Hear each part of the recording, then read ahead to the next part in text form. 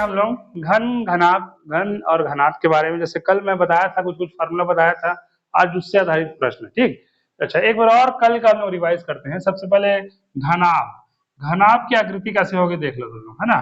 ये है घनाभ की आकृति। घनाभ इंग्लिश में हम लोग क्या बोलते हैं, क्यूबॉइड बोलते हैं, और हिंदी में क्या बोलते हैं, घनाभ। हिंदी में इसको क्या बोलेंगे, घनाभ, और इंग्लिश में क्यूबॉइड। इंग्लिश में हम लोग बोलेंगे क्यूबॉइड इंग्लिश, और हिंदी में घनाभ। और एक होता है इसी के समरूप चलता है, वो है घन। घन का मतलब जिसके चारों भुजा जो है आपस में बराबर होगी, उसे हम लोग क्या कहते हैं, घन कहते हैं। ये घन है, इंग्लिश में बोलते हैं इसको क्यूब। ये क्यूब है और ये क्यूबॉइड है, क्यूब और क्यूबॉइड। ये माचिस की डिब्बी डिब्बी समझ सकते हैं, और इसको बना सकते हैं हम लोग एक पासा या डाइस या लूडो, हम लोग उसको बोल सकते हैं। तो ये दोनों में अंतर है। अच्छा लंबाई, लंबाई ये होगा, इसको एल से शो करते हैं। चौड़ाई मतलब ब्रेथ, और ये हाइट मतलब ऊंचाई। लंबाई और इसके सामने वाला देखो, ये आयत से मिलकर ये दोनों सामने आमने सामने बराबर होगी भुजा, ये आमने सामने के बराबर, और ये जो होगी इसके आमने सामने की, ये आमने सामने की भुजा जो होगी बराबर होगी। इसको हम लोग क्या बोलेंगे, हम लोग ऊंचाई।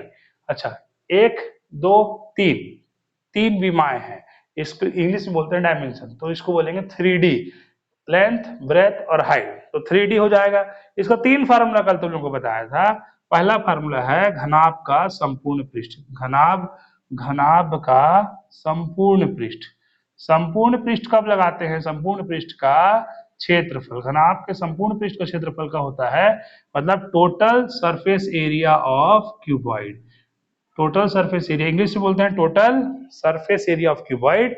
अच्छा total surface area of cuboid formula क्या होगा, 2 इन length into breadth, breadth into height, और हाइट इंटू लेंथ। ये होगा 2 लंबाई गुणित चौड़ाई, धन चौड़ाई गुणित ऊंचाई, और ऊंचाई गुणित लंबाई। कल इसके बारे में चर्चा किए थे हम लोग।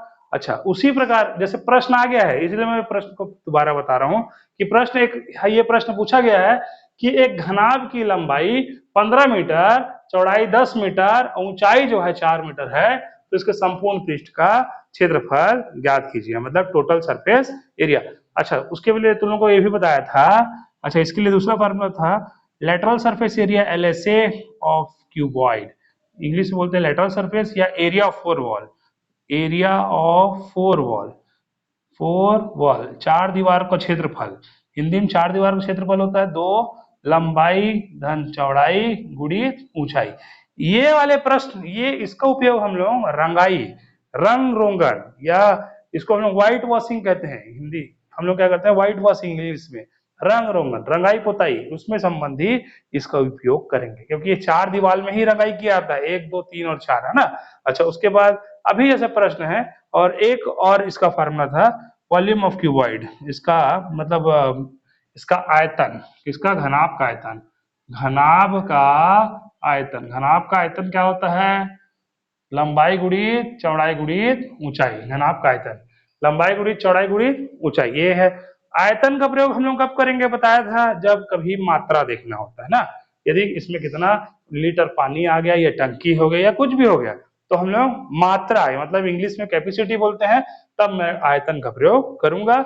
अभी ऐसे प्रश्न है, अभी प्रश्न को देखते हैं, उसका घनाभ के बारे में चर्चा करेंगे। ठीक, अब जैसा कि प्रश्न है, एक घनाभ की लंबाई 15 मीटर, चौड़ाई 10 मीटर और ऊंचाई जो है 4 मीटर है, तो इसका संपूर्ण पृष्ठ का, प्रश्न में पहले ही मेंशन कर दिया है कि संपूर्ण पृष्ठ, है ना। तो संपूर्ण पृष्ठ के आधार पर प्रश्न बनाएंगे, प्रश्न आया वाला है इसलिए इसका उपयोग करेंगे। चलिए देखते हैं ना। अब सबसे पहले एक मेरे क्या बनाना है, घनाभ बनाना है और प्रश्न को हल करना है। ठीक, अब सबसे पहले बेसिक जो है क्षेत्रमिति में, अब सबसे पहले ये जो आयतन वाला जो संपूर्ण चैप्टर है, इसमें तुम लोगों को फार्मूला इंपॉर्टेंट है। यदि फार्मूला तुम लोगों को पता है कब कहाँ क्या लगाना है, और सबसे सरल देख, लंबाई कितना था,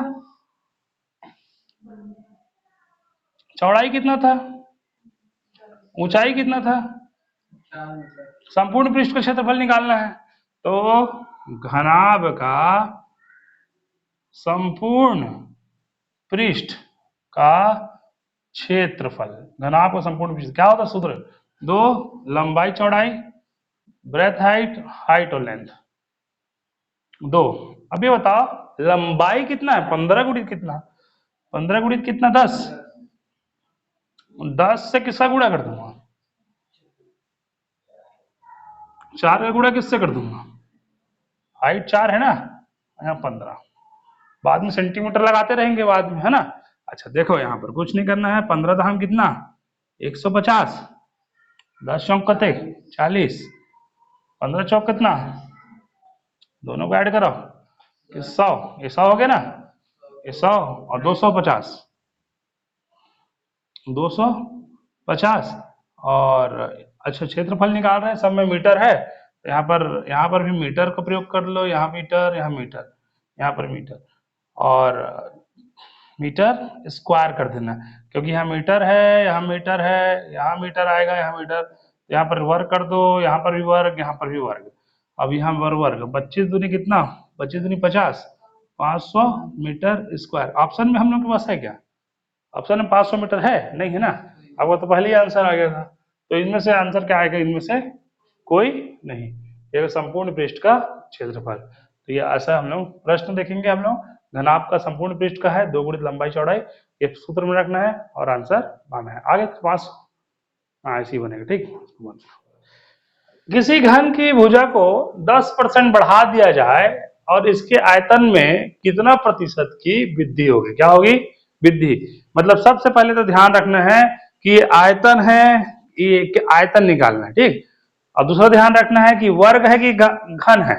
यदि वर्ग है तो दो डायमेंशन, 2 डायमेंशन होगा, 2 विमीय बोलते हैं। और यदि घन है, यहाँ पर क्या लिखा है, घन, घन कैसा रहता है, लंबाई चौड़ाई ऊंचाई, इसलिए इसको त्रिविमीय बोलते हैं, 3 डायमेंशन, इंग्लिश में बोलते हैं 3D और हिंदी में 3 विमा, है ना। तो अब जैसे एक तो ट्रिक से बना सकते हैं, डायरेक्ट फार्मूला पुट कर देना एक्स की जगह में, आंसर हो जाएगा। आप लोग बिल्कुल सही बनाया, लेकिन उसमें हम लोग को क्या करना है, मान ले 10%, जैसे हम लोग कौन सा फार्मूला, वृद्धि है तो वृद्धि प्रतिशत धन वृद्धि प्रतिशत और धन वृद्धि प्रतिशत गुणित वृद्धि प्रतिशत बटे कितना, 100। ये वही पुराना सूत्र जो हम लोग चलते आया है, वही सूत्र से चलेगा, लेकिन ये हम लोग कब यूज करेंगे, जब वर्ग रहेगा तब। लेकिन अभी मेरे को क्या यूज करना है, घन का प्रयोग करना है।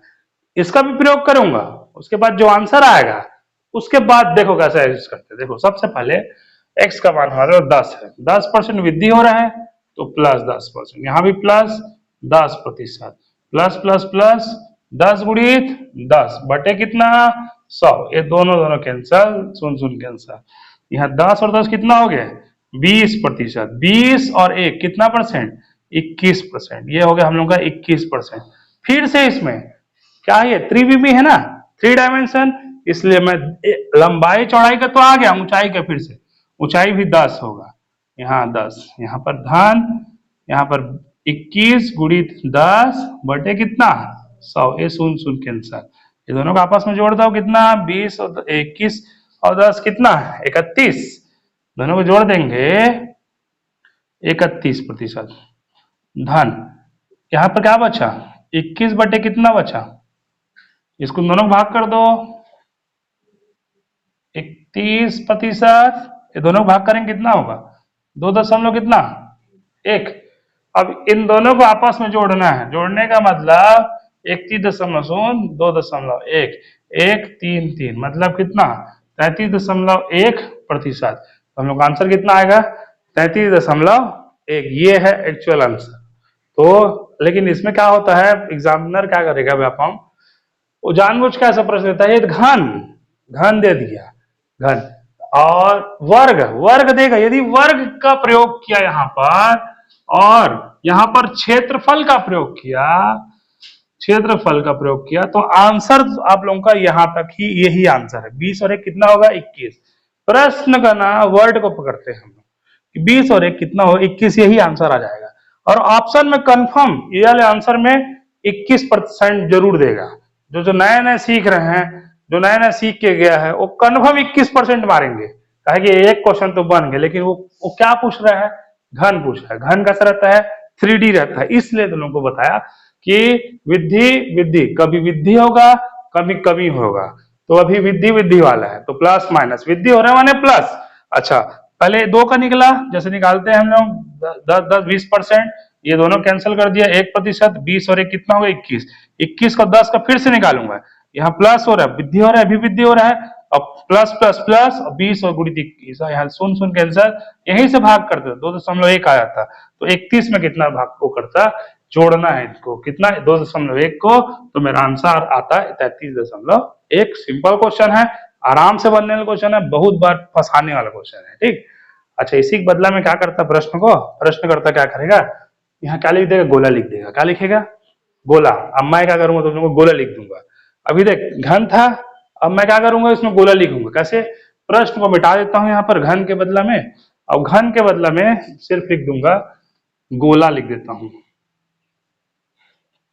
किसी गोले, किसी गोले की भुजा को 10% बढ़ा दिया जाए तो उसके आयतन में कितना परसेंट की वृद्धि होगी। अब देख प्रश्न, उसका भी आंसर यही होगा, उसका भी आंसर यही होगा। गोला कैसा रहता है, जो गोला होता है ना, ये वृत्त नहीं है, गोला है। गोला कैसा रहेगा, 3D फॉर्म में रहता है। क्या रहता है ये, 3D फॉर्म, मतलब इसमें ये रेडियस हो गया, त्रिज्या भी होगा, ऊंचाई भी होगा और डायमीटर भी, जैसे यहां से यहां तक हम लोग क्या बोल देंगे इसको भाई, इसमें रेडियस भी होगा, इसमें हाइट भी होगा, इसलिए मैं उसको 3D बोलता हूँ। गोला कैसा रहेगा, 3D होगा, 3D मतलब त्रिविमी बोलते हैं, 3D, इसलिए 3D है, तो इसका भी आंसर सेम ही रहेगा। पहले 2 का निकालूंगा, 2 का, उसके बाद जो आएगा 20-21 सेम आंसर आएगा, प्रश्न को बदल देगा, सिर्फ घन के बदले में क्या लिख दिया, मैं गोला लिख दिया, बस और कुछ नहीं। अच्छा, यदि इसी प्रश्न को ट्रिक से बनाते, जैसे ट्रिक, जैसे ये तरीका हमेशा लॉन्ग टाइम याद रहता है, चलता है। यदि तुम लोग को ट्रिक से बनाना है तो ट्रिक से भी हम लोग इसको हल कर सकते हैं। समझ में आया ना क्वेश्चन। अब उसके बाद यदि मैं इसी प्रश्न को ट्रिक से बनाऊं, यदि ट्रिक याद रह गया मेरे परीक्षा हाल में, तो ट्रिक का भी उपयोग कर सकते हैं। x का वैल्यू कितना हो गया हमारे पास, 10% है ना, तो 3 गुणित x का मान 10 है, यहाँ 3 गुणित 10 का क्या कर दो, यहाँ पर वर्ग कर दो, 10 का वर्ग बटे क्या कर दो, 100 कर दो, यहाँ 10 का क्या कर दो, घन कर दो, बटे 100 का क्या कर दो, यहाँ पर वर्ग कर दो, ठीक। वो ट्रिक में वैल्यू को पुट कर दिया हूँ, इसके नीचे मेघ लगा, आप ही देखते हैं।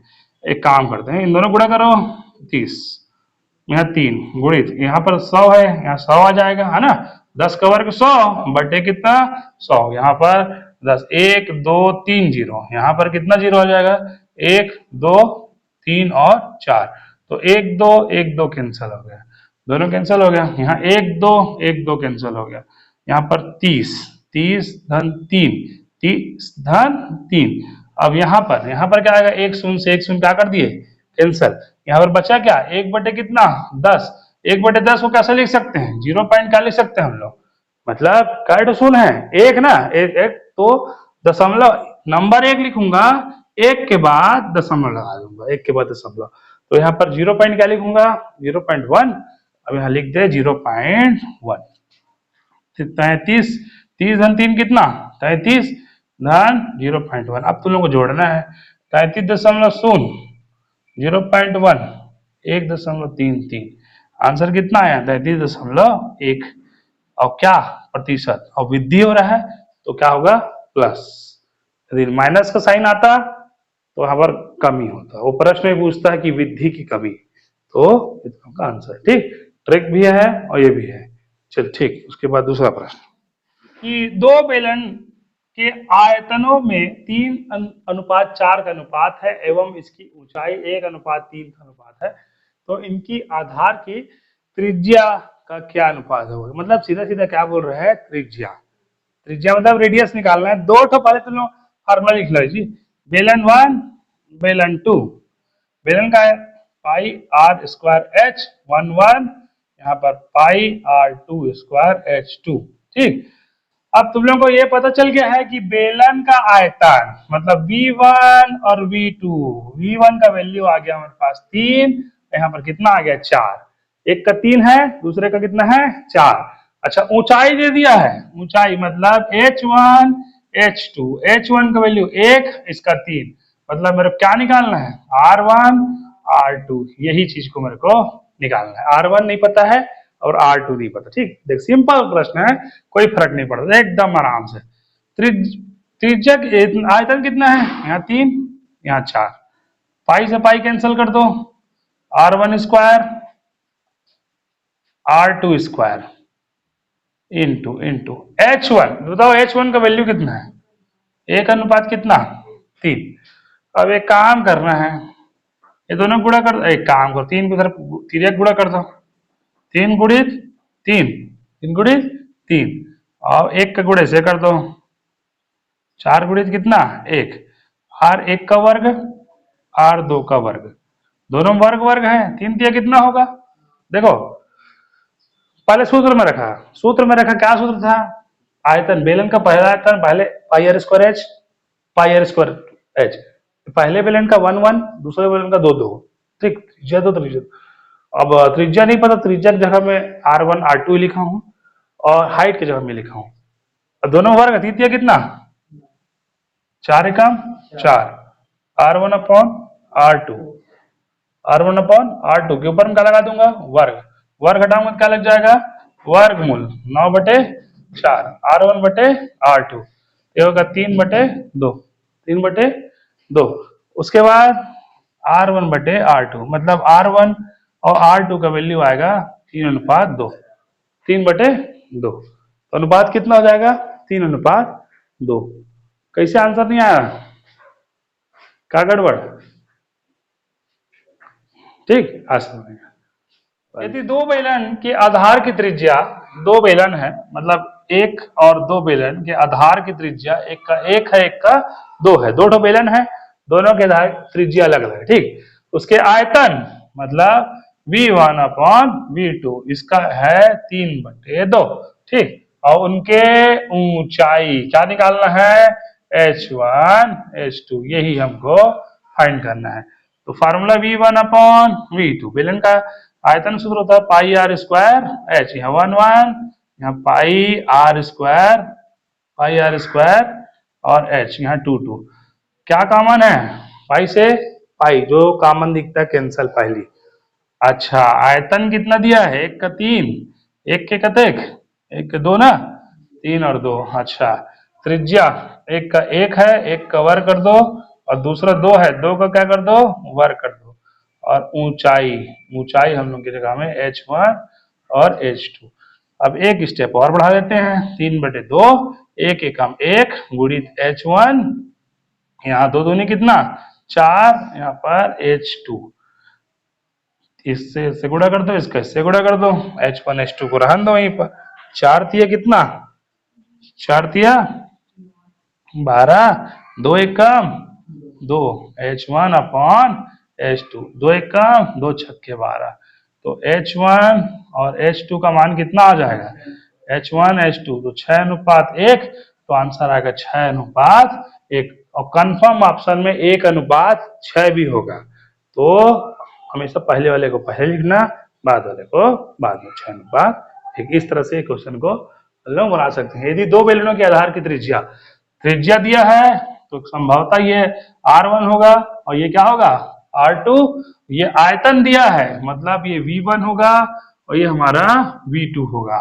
क्या निकालना है, इसकी अनुपात हो तो इनकी ऊंचाई मतलब H1 निकालना है और H2 निकालना है, ये निकालना था हम लोग को, हाइट निकालना था, हाइट से ऐसा। आयतन का सूत्र अभी बताया, बेलन का आयतन 1 बेलन का आयतन पाई आर स्क्वायर एच। अभी बेलन के साथ शंकु आ जाएगा, कभी बेलन और शंकु, कभी शंकु और बेलन, तो फर्क नहीं पड़ेगा, ठीक। चलो उसके बाद आगे बनाते हैं ना। शंकु का जैसे कि यदि दो शंकु है, उसका आयतन बराबर है मतलब वॉल्यूम 1 अपॉन वॉल्यूम 2, दोनों शंकु का वॉल्यूम जो है वो इक्वल है, ठीक। चलो बराबर लिख लेता हूँ, वॉल्यूम 1 बराबर वॉल्यूम 2, ठीक। शंकु से समझ में आता है, इंग्लिश में हम लोग कौन बोलते हैं, हिंदी में शंकु बोलते हैं। ये है शंकु, इसको बोलते हैं ऊंचाई, ये है तिर्यक ऊंचाई स्लैंट हाइट, इसको बोलते हैं रेडियस मतलब त्रिज्या, तीन चीजें, ठीक।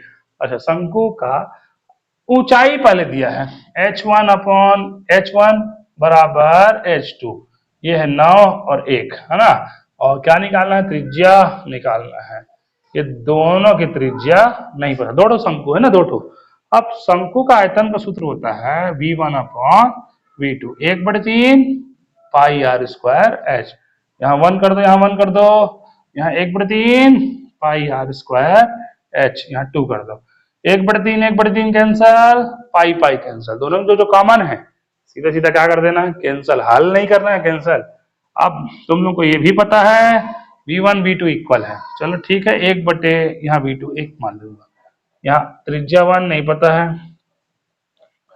और ऊंचाई कितना है यहाँ पर 9 कर दो, और नीचे में R2 स्क्वायर, यहाँ पर नीचे में कितना है 1, तेरे गुणा इसका इससे गुणा कर दो, इसके इससे गुणा कर दो, तो इसके इससे गुणा करेंगे 9 नीचे चले जाएगा, 1 कहाँ चले जाएगा ऊपर, R1, और यहाँ पर R2 का स्क्वायर स्क्वायर, दोनों वर्ग है। अब वर्ग रहेगा तो R1 R2 वर्ग कॉमन कर देंगे, वर्ग हटाएंगे क्या लग जाएगा, वर्गमूल। क्या लग जाएगा, वर्गमूल।